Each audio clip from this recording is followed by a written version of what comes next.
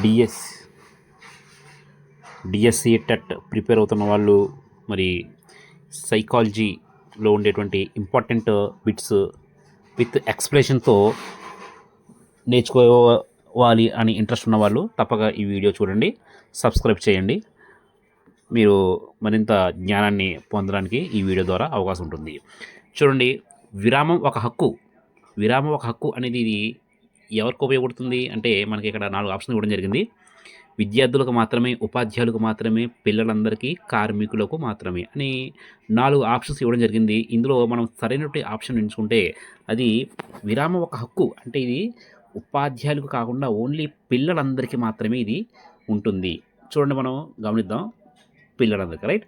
విరామం ఒక హక్కు పిల్లలందరికీ. ఇది ఎక్స్ప్రెషన్ చూసుకున్నట్టయితే ఇది విద్యా హక్కు చట్టం ప్రకారం ప్రతి పిల్లవాడికి చదువుతో పాటు ఆటలు మరియు విరామం తీసుకోవడానికి హక్కు ఉంటుంది. కాబట్టి ఇది ఆన్సర్ ఎందుకు పిల్లలందరికీ. ఇది మీరు నోట్ డౌన్ చేసుకోండి. తర్వాత క్వశ్చన్ మనం చూసినట్లయితే చూడండి, కుటుంబ కట్టుబాట్లు, సంప్రదాయాలు గ్రహించే దశ ఏది అనేటువంటి ప్రశ్న ఇక్కడ ఇవ్వడం జరిగింది. దీనికి మనకు 4 ఆప్షన్స్. ఒకటి గుప్త దశ, మౌఖిక దశ, అలాగే గుద దశ, శిశ్ని దశ. ఈ 4 ఆప్షన్స్లో మనం దీనికి కరెక్ట్ ఆన్సర్ చూసినట్లయితే దీనికి గుప్త దశ అనేటువంటి విషయాన్ని మనం గమనించాలి. గుప్త దశ చూద్దాం.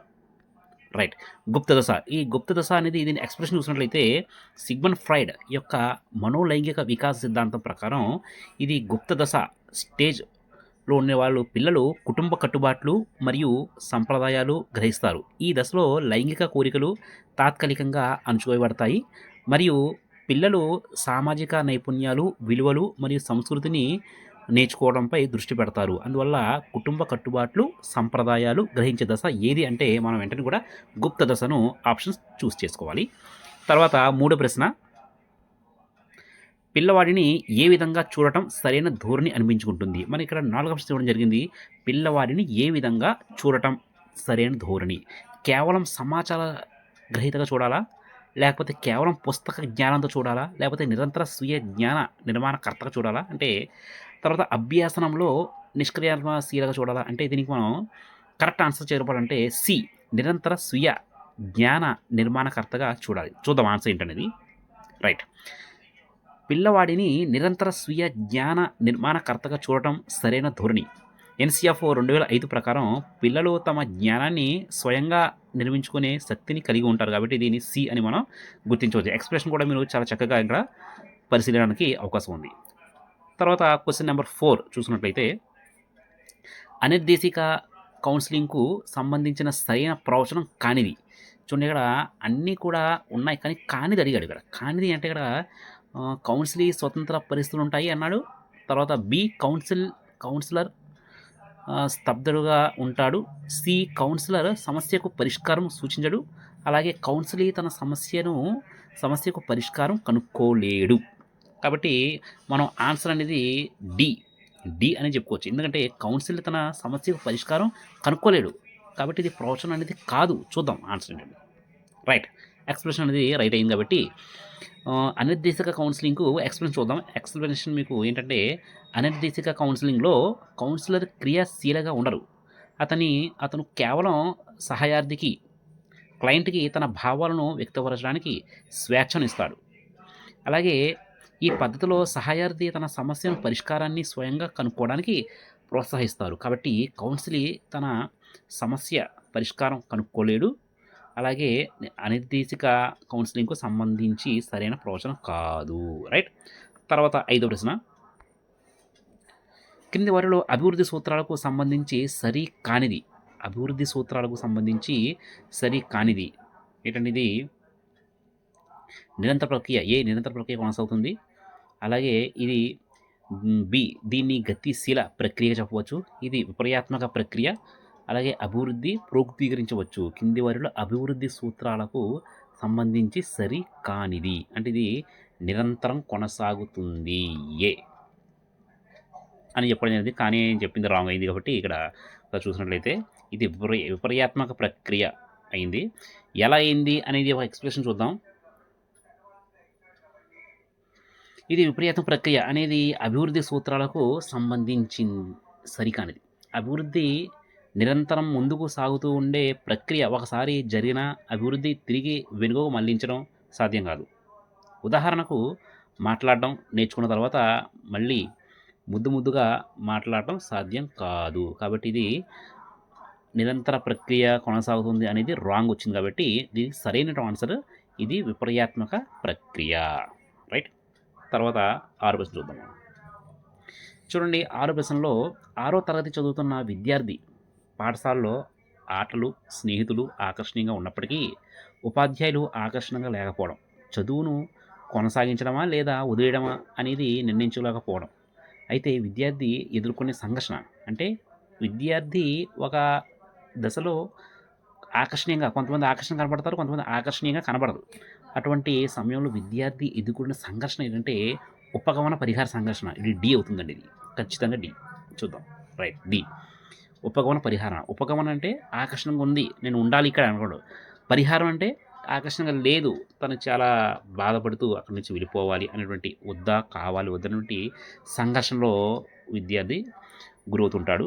దానికి మనకి చాలా చక్కగా ఎక్స్ప్లెనేషన్ ఇచ్చాడు అండి. విద్యార్థి ఆటలు మరియు స్నేహితులు ఆకర్షణీయంగా ఉన్నప్పటికీ ఉపాధ్యాయులు ఆకర్షణీయంగా లేకపోవడం వల్ల చదువును కొనసాగించాలా వద్దా అని నిర్ణయించలేకపోతున్నాడు. ఇది ఉపగమన పరిహార సంఘర్షణ. ఒకే లక్ష్యానికి పాఠశాల సానుకూల, స్నేహితుల మరియు ప్రతికూల అంశాలు ఉన్నాయి. రైట్. తర్వాత మనం 7వ ప్రశ్న చూద్దాం.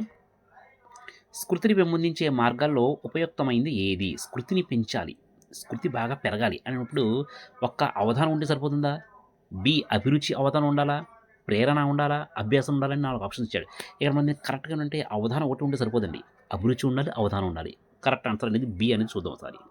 Right, B. చూడండి, స్మృతిని పెంపొందించడానికి మార్గాల్లో అభిరుచి మరియు అవధానం 2 ఉపయుక్తమైనవి. ఒకటి ఉంటే సరిపోదు. అభిరుచి ఉండాలి, ఇంట్రెస్ట్ ఉండాలి, మళ్ళీ దాని మీద ఆసక్తి కూడా ఉండాలన్నమాట. అందువల్ల 2 ఉపయుక్తమైనవి. ఒక అంశంపై అభిరుచి ఉంటే దానిపై అవధానం దృష్టి పెట్టడం సులభమవుతుంది. అవధానం వల్ల ఆ అంశం గురించి ఎక్కువ విషయాలు గుర్తించుకోవచ్చు. రైట్. ఇప్పుడు 8వ క్వశ్చన్ చూద్దాం. కోల్బర్గ్ నైతిక స్థాయిలో ఒక వ్యక్తి బాగా అభివృద్ధి చెందితే సిగ్మండ్ ఫ్రాయిడ్ మూర్తిమత్వ నిర్మాణ క్రమంలో ఏ గుణాన్ని కలిగి ఉంటాడు? చూడండి, ఇక్కడ కోల్బర్గ్ నైతిక స్థాయిలో ఒక వ్యక్తి బాగా అభివృద్ధి చెందితే అతడు సిగ్మండ్ ఫ్రాయిడ్ మూర్తిమత్వ నిర్మాణంలో ఏ గుణాన్ని కలిగి ఉంటాడు అని చెప్పింది. ఏ గుణం బాగా అభివృద్ధి చెందితే ఇక్కడ ఇగో అధ్యాహం పైవన్నీ ఇచ్చాడు. కాబట్టి దీనికి అధ్యాహం అనేది కరెక్ట్గా అవ్వచ్చు. చూద్దాం. రైట్, అధ్యాహం అనేది కరెక్ట్. ఎందుకంటే ఇక్కడ కోల్బర్గ్ నైతిక స్థాయిలో అభివృద్ధి చెందితే అతను సామాజిక నిబంధనలు, విలువలు మరియు నైతిక సూత్రాలకు అనుగుణంగా ప్రవర్తిస్తాడు. ఈ లక్షణం సిగ్మండ్ ఫ్రాయిడ్ మూర్తిమత్వ సిద్ధాంతంలో అధ్యాహం సూపర్ ఈగోకు సరిపోతుంది. అధ్యాహం అనేది ఒక వ్యక్తి నైతికతను, ఆదర్శాలను మరియు సామాజిక నియంత్రణను సూచిస్తుంది. ఇది మంచి మరియు చెడులను విచక్షణ చేయడంలో సహాయపడుతుంది. కాబట్టి ఒక వ్యక్తి బాగా అభివృద్ధి చెందితే అతనికి సిగ్మండ్ ఫ్రాయిడ్ ప్రకారం ఏ మూర్తిమత్వం అవసరం అంటే అధ్యాహం అనేది అవసరం. రైట్. తర్వాత 9వ క్వశ్చన్ చూద్దాం. ఏ సిద్ధాంతాన్ని ఉద్దీపనలు ప్రధానంగా లేని ఆర్ టైప్ సిద్ధాంతం అంటారు? ఉద్దీపనలు ఉండవు, అది ఆర్ టైప్ సిద్ధాంతం. అంటే ఇక్కడ మనకి 4 సిద్ధాంతాలు ఇచ్చాడండి. 1 కార్యసాధక సిద్ధాంతం, 2 బి శాస్త్రీయ నిబంధన సిద్ధాంతం, సి యత్న దోష సిద్ధాంతం, డి పరిశీలన అభ్యాసన సిద్ధాంతం. ఇందులోని 4 సిద్ధాంతాల్లో మరి ఏ కార్యసాధక సిద్ధాంతం అనేది రైట్ అవ్వచ్చు? చూద్దాం. రైట్, ఏ కార్యసాధక సిద్ధాంతం. ఎందుకు కార్యసాధక సిద్ధాంతం అయింది అనేది, ఎందుకు కార్యసాధక సిద్ధాంతం అయిందంటే ఎక్స్ప్రెషన్ చూసినట్టయితే కార్యసాధక సిద్ధాంతం ఉద్దీపనలు ప్రధానంగా లేని ఆర్ టైప్ సిద్ధాంతం అంటారు. ఆర్ టైప్ సిద్ధాంతంలో ఒక ప్రతిస్పందనకు ప్రతిఫలం లభించినప్పుడు ఆ ప్రతిస్పందన మళ్ళీ జరుగుతుంది. ఇక్కడ ఉద్దీపన కంటే ప్రతిస్పందన ఎక్కువ ప్రాధాన్యత ఇవ్వడం జరుగుతుంది. కాబట్టి ఇది కార్యసాధక సిద్ధాంతం, ఆర్ టైప్ సిద్ధాంతం. రైట్. తర్వాత 10వ ప్రశ్న చూసినట్లయితే డాట్ పరీక్షలో మాపనం చేయని అంశం ఏది? చూడండి, డాట్ పరీక్షలో మాపనం చేయడానికి అంశం ఒకటి ఉంటుంది. అది ఏంటంటే మనకు 4 అంశాలు ఇచ్చారు కదా. 1 శాబ్దిక వివేచనం, 2 బి స్మృతి, గుమస్తా సామర్థ్యం, యాంత్రిక వివేచనం. ఈ 4 కూడా మనం మాపనం చేయని అంశం ఏది అంటే స్మృతి అనేది చెప్పడానికి అవకాశం ఉంది. స్మృతి ఎందుకు చూద్దాం. రైట్, స్మృతి. చూడండి, డాట్ ఎక్స్ప్రెషన్ మనం చూసినట్లయితే పూర్తిగా ఎక్స్ప్లెనేషన్ ఇచ్చాడు. డాట్ అంటే డిఫరెంటల్ యాప్ట్యూడ్ టెస్ట్‌లో స్మృతి, మెమొరీని మాపనం చేయరు. ఈ పరీక్ష శాబ్దిక వివేచనం, అమూర్త వివేచనం, గుమస్తా సామర్థ్యం, యాంత్రిక వివేచనం, ప్రాదేశిక సంబంధాలు వంటి 8 వేర్వేరు సహ సామర్థ్యాలను మాపనం చేస్తుంది కాబట్టి ఇది డాట్ పరీక్షలో మాపనం చెయ్యని అంశం ఏది అంటే స్మృతి అని మనం దీనికి చెప్పవచ్చు. తర్వాత 11 ప్రశ్న. ట్రాఫిక్ సిగ్నల్స్ డ్రైవర్లు ప్రతిస్పందించే విధానం ఏ నియమానికి ఉదాహరణ? అంటే ఇక్కడ మనకి 4 ఆప్షన్స్ ఇచ్చాడు. విరమణ, విచక్షణ, సామాన్యీకరణ, ఫలిత అని చెప్పి. ఇందులో మనం కరెక్ట్‌గా చూసినట్లయితే విచక్షణ. రైట్. విచక్షణ అనేది చూడండి, ట్రాఫిక్ మరియు సిగ్నల్స్ డ్రైవర్లు ప్రతిస్పందించే విధానం విచక్షణ నియమానికి ఉదాహరణ. ఎందుకంటే విచక్షణ అని అంటే 2 లేదా అంతకంటే ఎక్కువ ఉద్దీపనల మధ్య భేదాన్ని గుర్తించి ఒక ఉద్దీపనలు మాత్రమే ప్రతిస్పందించడం. డ్రైవర్లు ఎరుపు రంగు సిగ్నల్స్ మాత్రమే ఆగి పసుపు, ఆకుపచ్చ రంగులు కాకుండా. ఈ విధంగా మనం దీనికి ఎక్స్ప్లెనేషన్ అనేది ఇవ్వచ్చు. 12 ప్రశ్న. ఇంకా 3 ప్రశ్నలు ఉన్నాయండి. దాని తర్వాత ఈ వీడియో క్లోజ్ అవ్వడం జరుగుతుంది. ఈ కింది ఏ సమూహంలో తక్కువ అధిక ఒత్తిడి ఉంటుంది? చూడండి, తక్కువ అలాగే అధిక ఒత్తిడి ఉంటుంది అనేది మనకు 4 ఆప్షన్స్ ఇవ్వడం జరిగింది. ఒకటి నియంత్రిత సమూహము, బి ప్రయోగ సమూహము, పై 2 నిర్వహించింది. అంటే ఇక్కడ దీనికి తక్కువ అధిక ఒత్తిడి అనేది ప్రయోగ సమూహం అనేది గమనించవచ్చు. రైట్. ప్రయోగ సమూహంలో ప్రయోక్త కొత్త అంశాన్ని ప్రవేశపెడతాడు. దానివల్ల ఆ సమూహానికి కొత్త పరిస్థితులు, అధిక ఒత్తిడి ఏర్పడవచ్చు.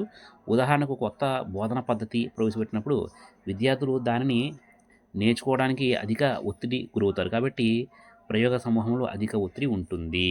కాబట్టి ఇది బి ప్రయోగ సమూహం. 13వ ప్రశ్న. థైరాక్సిన్ స్రావం యవ్వన దశ, వయోజన దశలో లోపించినప్పుడు ఏర్పడే స్థితులు వరుసగా ఉన్నటువంటి స్థితులు ఏంటంటే ఇక్కడ మనకి ఏబిసిడి ఇచ్చాడు. క్రిటినిజం, మిక్సోడిమా, క్రిటినిజం, గైటర్, మిక్సోడిమా, గైటర్ అని ఇచ్చాడు. కాబట్టి దీనికి కరెక్ట్ ఆన్సర్ అనేది క్రిటినిజం, మిక్సోడిమా. చూద్దాం. రైట్.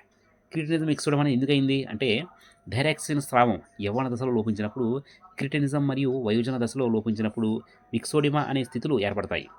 క్రిటినిజం శారీరక మరియు మాపన పెరుగుదలను నిరోధిస్తుంది. మిక్సోడిమా అనేది వయోజనలో జీవక్రియను మందగిస్తుంది. కాబట్టి ఇది ఏ క్రిటినిజం, మిక్సోడిమా.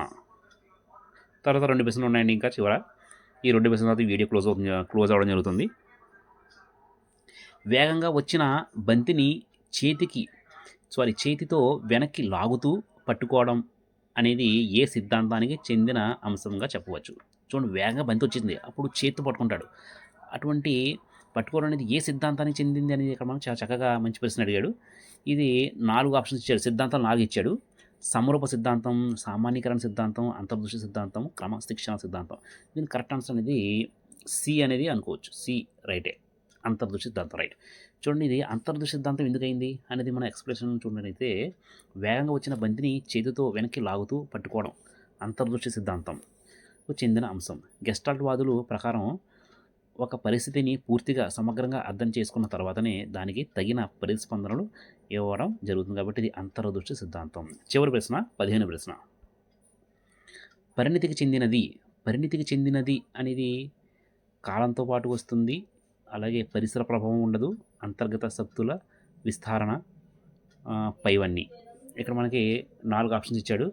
4 ఆప్షన్ పరిణితి చెందింది అనేది మనకు పైవన్నీ చెప్పుకోవచ్చు. ఎందుకంటే అన్నీ కూడా ఉంటుంది ఇందులో. రైట్.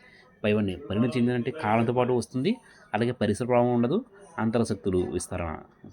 అంతరశక్తుల వివర్తన. ఈ విధంగా మనకి ఇక్కడ ఎక్స్ప్లెనేషన్ చూసినట్టయితే పరిణితి అనేది శిక్షణ అభ్యాసాలలో సంబంధం లేకుండా ఒక నిర్దిష్ట వయస్సులో కాలంతో పాటు సహజంగా వచ్చే మార్పు. ఇది జన్యుపరంగా నిర్ణయించబడిన అంతర్గత సామర్థ్యాల వివర్తన. అందుకే ఈ 3 లక్షణాలు పరిణితికి సంబంధించినది. రైట్. మరి 15 ప్రశ్నలు ఇక్కడతో ఈ వీడియో క్లోజ్ అవ్వడం జరుగుతుంది. ఇటువంటి అనేక ప్రశ్నలు సైకాలజీలో కావాలి అనుకుంటే ఈ వీడియోని సబ్స్క్రైబ్ చేయండి, లైక్ చేయండి, షేర్ చేయండి. ధన్యవాదాలు.